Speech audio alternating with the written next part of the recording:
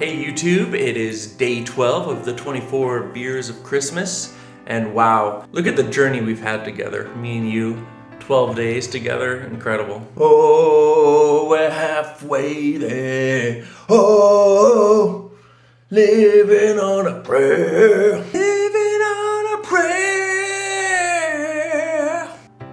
Yeah, so today we're gonna be looking at, guess what? We're looking at a small can today. It's an Imperial Stout. It's a tiny little Imperial Stout. And I drink a lot of Stout. They keep on giving me Stouts in this pack. I wish it was a Pilsner or a Lager. I haven't had enough Pilsners or Lagers. It's always been these thick, wintry beers for the first half. So for the second half of the 24 beers of Christmas, I really hope that I'm gonna be able to get some crisp beers. All right, let's check out what it looks like.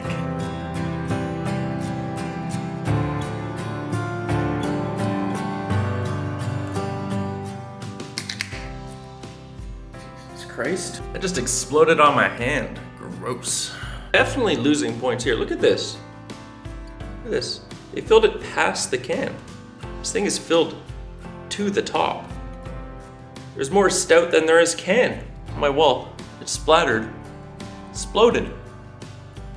It's exploded all over my wall. Look at that. I have to clean my wall now.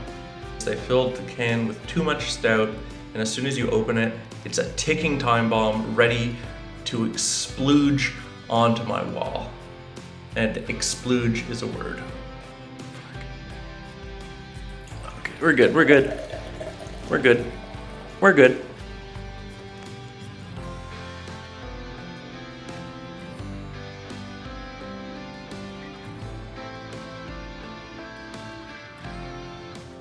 I'll leave the rest off. It's all over my gosh darn wall. Shit. This is just a plain Imperial Stout. It might have a little bit of roasted grain taste to it and be quite thick. We're gonna see how it tastes right now. It's very comparable to drinking a coffee and like with oat milk in it. It's another beer by this company called HERMITE. Let me get that right. It's HERMITE Microbrasserie, and last time I had the multi-grain beer from them, and it was all right. And for this, I'm gonna say it's all right too. It's definitely, they're proving themselves to be a versatile brewing company, which I can be appreciative of. It's not as nice as the chocolate milk stout that I had, but just a stout in general, it's quite appealing. It's doing what it's trying to do, and it does it effectively. There's no tastes out of place. When I'm looking at the can here, it actually says aged in bourbon barrels. It was brewed with maple syrup and then put into bourbon barrels to make this. I have to say, the bourbon barrels, I'm gonna assume that they were made for bourbon. Generally, how whiskey works is a lot of times barrels are used to make bourbon first. After bourbon is extracted from them, they're often used again. It could be used to be making this stout. Whiskey companies will purchase the bourbon barrels and reuse them to make scotches for things that can age a longer time. Bourbon actually only ages a few years, while a lot of scotches and whiskeys age for 6 to 9 years, 12 years or further. But if you age those in a fresh barrel, the elements in the barrel seep too much into the scotch and make it too strong and make it too dark, and that's why a lot of bourbons are quite dark. That being said, let's get to the review.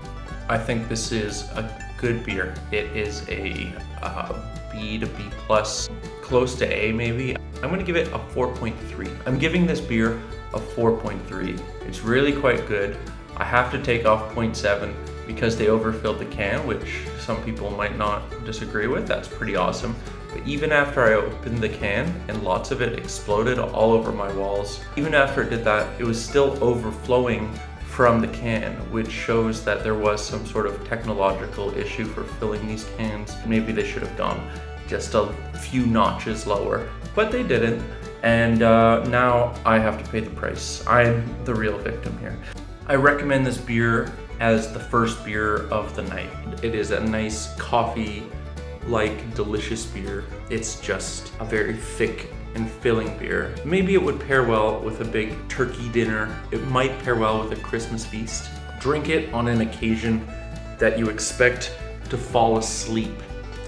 All right, that was day 12. We're halfway done, the 24 beers of Christmas, and I really hope to see you tomorrow for day 13. Perhaps a spooky beer is in the works with flavors that are chilling down the spine. A beer you're too afraid to utter its name.